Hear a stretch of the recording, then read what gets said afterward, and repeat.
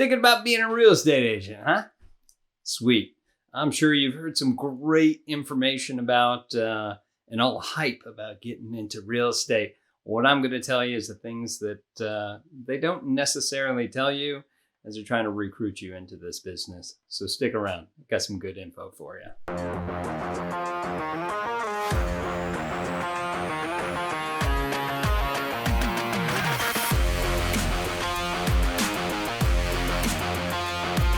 What's up, everybody? This is Tim Whittemore with the Whittemore Group here with eXp Realty. Coming at you with some more information about becoming a real estate agent and what you need to know to be successful. We do tons of videos about this, trying to keep you up to date on everything from prospecting to preparing to whatever you need, right? I've been through a lot of this. I've been licensed in 3 states. I've been the single agent, I've been the team agent, I've been the ops manager, and now a team lead for my own team here. Been through a lot of it and through much of it, a lot of these states. I'm trying to pass on this information to you so that you can be successful and hopefully don't make the same mistakes I did. All right. They also say that you are the sum of the 5 voices that you do surround yourself with. Let me be one of those voices and help you be successful.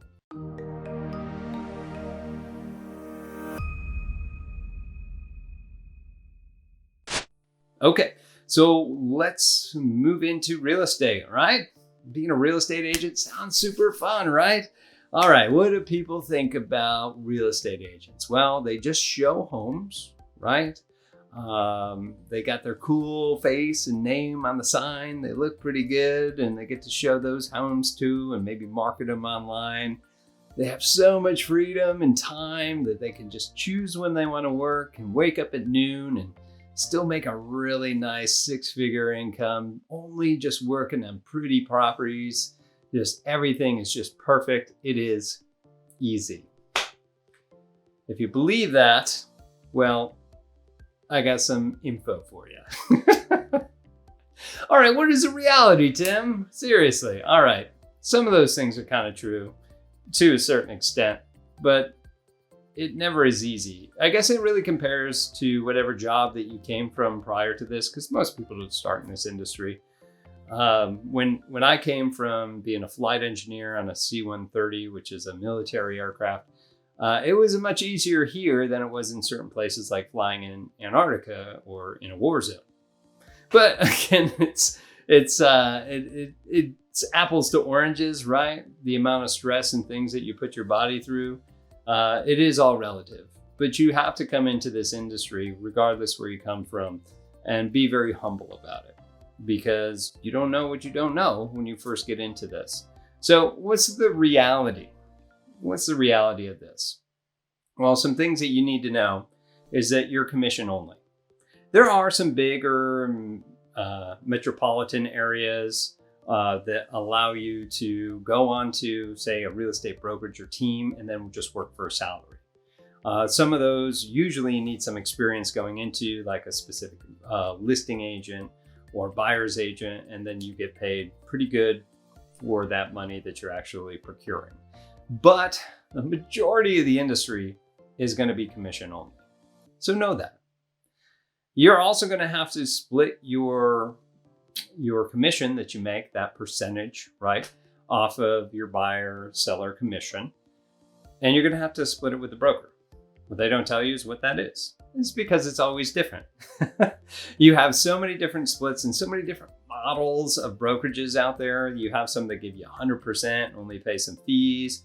You have some that are scaling that starts you at a 60-40, and the more production that you do, you kind of get closer all the way until you're like a 80-20 or a 90-10 or something like that.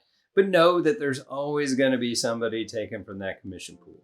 And it's because when you start, you're just a licensee. So you have to hang your license under a broker so that they can take the liability of you not knowing anything, right? You can always become your broker later, but again, in most states, it's going to take about 2 years. When you do start, you will need cash reserves. You'll need some sort of cash reserves to get yourself through this. Typically, it takes about 3, 4, even myself, took about 6 months to actually start building momentum in this industry and start getting real estate closings. And know that once you do get them under contract, it still takes another 30 to 45 days to 60 days. If it's a short sale, it could be 120 days before you actually see that paycheck. So, we better be able to survive. It takes a ton of effort to build what we call momentum in any sales position, especially in this industry. So a lot of people will want to come in and kind of dip their toe in it and be part-time, which is perfectly fine if you want to perpetually only do 1, 2, maybe 3 sales a year. But if you're going to keep another job, another full-time job, by trying to do this and then some sort of way you're going to just flip to the other one, I can tell you that most of the industry sees a over 90% failure rate on that because you don't go all in with this. I can tell you from personal experience, from going all in, I still barely made it. And I put myself in a position where I couldn't fail. Like I had to succeed. And in so doing, pushed me beyond my comfort zone. When people look at this industry, they'll be like, I'll do what I'm comfortable with, which is why they only do 1, 2, maybe 3 sales a year across the board. Those are statistics from NAR, which is the National Association of Realtors. You can definitely look them up. But that's what people do. So just know that if you want to do this full time, that you're going to have to save up some money prior to doing it. Or hopefully you're one of the lucky ones that are within that, 5 to 10% that can make it. Most of the time that you're going to be spending in real estate, especially at the beginning, actually throughout the entire time, is you're going to be finding business. Most real estate companies are not just going to give you leads and go call these people. Some will, but they're going to take an extra split off the top of it because they provided you those leads. So a majority of your time is what we call prospecting, where you're going to go out and try to find buyers, sellers, investors that are looking to go in your area. There's tons of ways to do this business, but know that you still have to go out and find them. That's probably the hardest part of this entire thing. Now, one thing that we talked about were statistics. One statistic that you should definitely know is that per NAR, which I just referenced earlier, 87% of real estate agents nationwide do not re-up their license after 2 years. After 2 years, there's a 13% retainability in this industry. It's an 87% fail rate. That's absolutely crazy, right? The people that do succeed are the ones that set themselves up with realistic expectations prior to go in there, that have a good work ethic. That's the ones that usually, or will typically be part of that 13% that end up renewing their license and moving forward. Yeah, scary, right? All right, it's again, it's all about momentum. In sales, it's all about momentum. Know that you're really going to have to work hard, really hard, for 4 to 6 months to start really seeing these closes start happening consistently. We're talking trying to at least get 1 or 2 a month so that you can get that income that you're looking for. Don't expect that you're going to come in and just do this kind of haphazardly. You won't, you just won't make it if you do that. Or you might get lucky, who knows, right? There are additional costs besides your commission split. Just know that when you're here, we are contractors, we're 1099 employees. What that means is that you have to withhold your own taxes. So take that 20, 30, whatever percentage out of your commission and make sure that you have it for when you pay your taxes. There are other costs associated as well. You're going to have costs with the brokerage, like a review fee of some sort, probably, right? You may have an errors and omissions fee that you may have. You may have some sort of capping fee if that's something that goes on.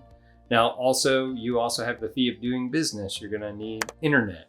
You're going to need a computer. You'll need a vehicle, right? And then you're also going to be paying dues that are associated with where you're at. Here we have our MLS fees. Almost every area has this. We call it Emerald Coast Association Realtors is who we have to pay for that. And that's several $100s per year, plus an extra $35 a month on top of that. Hey, you also have lockbox fees. There's a lot of other fees associated with this and doing this job. So just be aware, this is like running a business. Now, you also are going to have training and education, and that initial one is still something that you're going to have to do, but the education never stops. It just keeps going. It's been 6-7 years in this industry, and I am still reading 30 plus books a year on what's next, what are we going to do.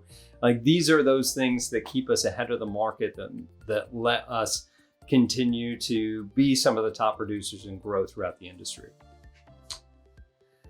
And know that time and freedom isn't necessarily what it's all cracked up to be. A lot of the times you're kind of at the will of your customers, your clients, if you run your business this way. If they need to see a home, or if they have some issue with their home or that you're marketing, a lot of the times you're going to be answering questions from them. You're going to be picking up your phone. You're going to be on call essentially 24/7 unless you set boundaries. But most agents, yes, that time and freedom are going on vacation and you can finally let go. You're still tethered to your cell phone. But is it worth it? Well, that's completely up to you. Having that flexibility to do the things that you want to do, to create the income, having a job where you kind of get to do what you want, right? Up to a certain point. You're also going to, the more that you put into it, the more that you're going to get out of it, which is different than being a salary or per hour worker. Me personally, I absolutely love it. I love it when I get to see somebody when they first finally get the keys for their first home, or see somebody's investment come out and get that paycheck for holding on to that asset.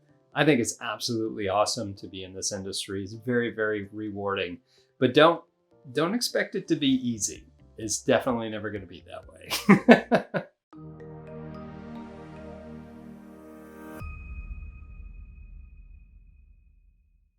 All right, well, that's all I have for you for the truth about being a real estate agent and what they don't tell you. All right.